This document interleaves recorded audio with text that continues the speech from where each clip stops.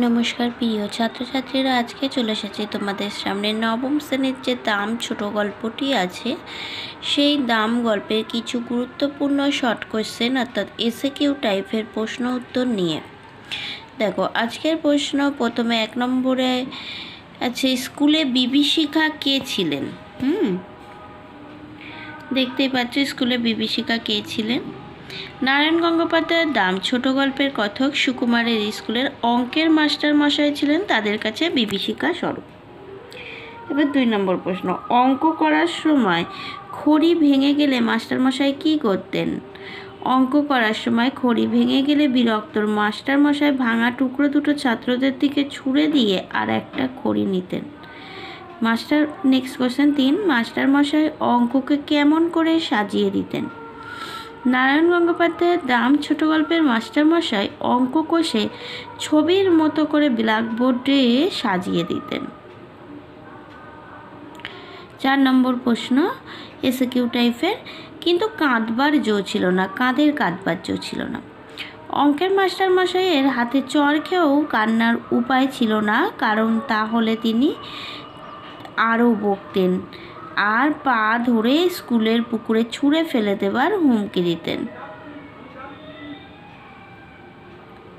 কাদের না যে সুকুমার নামক একটি এখানে চরিত্র আছে, সেই যে বই লিখে মাস্টারমশাইকে নিয়ে বই লিখে একটা পুরস্কার পেয়েছিলেন, সেই সুকুমারদের ক্লাসের কথা বলা হয়েছে। তাদের ক্লাসে কারোর কাঁদবার জো ছিল না। এখনই পা ধরে স্কুলের পুকুরে ছুঁড়ে ফেলে দেব, কে কাদের বলতেন? স্কুলে অঙ্ক না পারায় মাস্টারমশাইয়ের চড় খেয়ে যেসব ছাত্ররা কাঁদত, গল্পকথকের অঙ্কের মাস্টারমশাই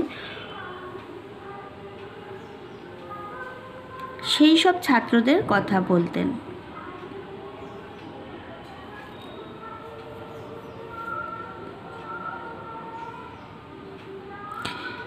মাস্টারমশাইয়ের চড়ের জোর থেকে ছাত্ররা কি আন্দাজ করে নিয়েছিল?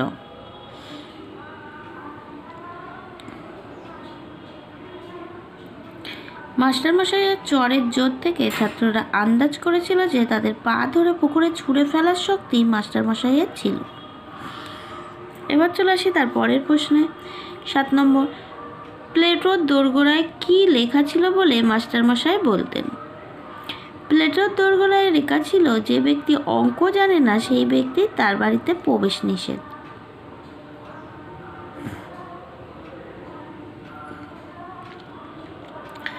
8 নম্বর প্রশ্ন, মাস্টারমশাইয়ের মতে স্বর্গের দরজায় কি লেখা আছে?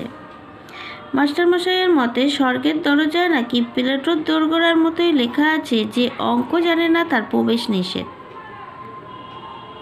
পরের প্রশ্ন, যে স্বর্গে পা দিয়েই জ্যামিতির এক্সট্রা কষতে হয় তার সম্পর্কে বক্তার মত কি? বক্তার মতে যে স্বর্গে পা দিয়ে জ্যামিতির এক্সট্রা কষতে হয় তার থেকে লক্ষ্য যোজন দূরে থাকাই নিরাপদ। 10, ম্যাট্রিকুলেশন গণ্ডি পার হয়ে সুকুমার কিসের হাত থেকে রেহাই পেয়েছিল?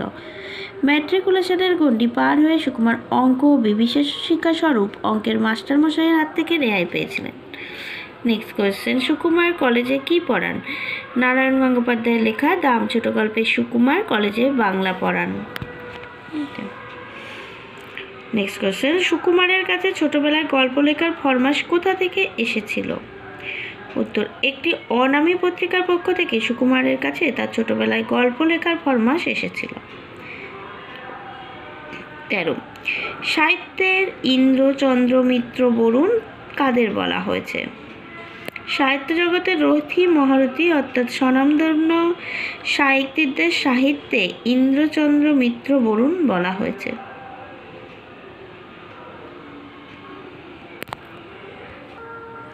দেখতে পাচ্ছ এখানে 13টা প্রশ্ন আছে। এরপর আরও 4টে প্রশ্ন আছে। ওটা প্রীতির ব্যাপার, কোন ব্যাপারকে প্রীতির ব্যাপার বলা হয়েছে? 15, সুকুমার কাকে নিয়ে তার ছোটবেলায় গল্প লিখেছিলেন? 16, পত্রিকা কর্তৃপক্ষ সুকুমারকে কত দক্ষিণা দিয়েছিল? 16 নম্বর প্রশ্ন। এবং 17 নম্বরে